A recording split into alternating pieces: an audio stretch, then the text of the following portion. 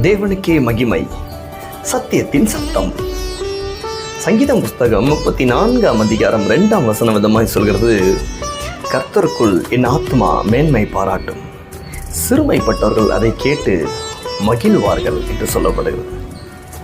சரி, எல்லாருமே தன்னை குறித்து தான் வந்த இந்த பதவிகளை குறித்து உயர்வாக பேசிகிட்டு இருப்பாங்க. நான் அப்படி படித்தேன், நான் இப்படி படித்தேன், நான் அப்படி சொன்னேன். ஆனால் தாவீது சொல்கிறாரு, கர்த்தருக்குள் என் ஆத்மா மேன்மை பாராட்டும். எனக்குன்னு பெருசாக ஒரு டேலண்ட்டுகள்லாம் எதுவுமே கிடையாது. எனக்குன்னு ஒரு பெரிய ஒரு புத்தியோ ஞானமோ கிடையாது. ஆனால் நான் இங்கே இருக்கேன், ஒரு நல்ல நிலையில் இருக்கேன். என் நிலம் ரொம்ப மோசமாக இருந்தாலும் தெரியும். நான் இப்போ பூமியில் இருக்க போகிறதுன்னு தெரியும். ஆனால் நான் இப்பொழுது இந்த நிலைமையில் இருக்கேன், சந்தோஷமாக இருக்கேன்.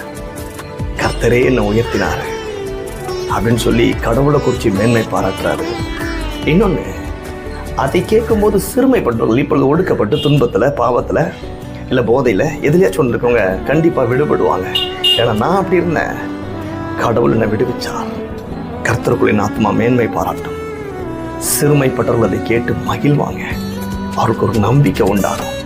தேவன் இவனுக்கு செஞ்சாரா, எனக்கு செய்வாருன்னு சொல்லி கடவுள் உங்கள் சிறுமையை பார்த்து உதவி செய்து மேன்மை பாராட்ட வைப்பார். அவர் அப்படியே செய்வார். ஆமென்.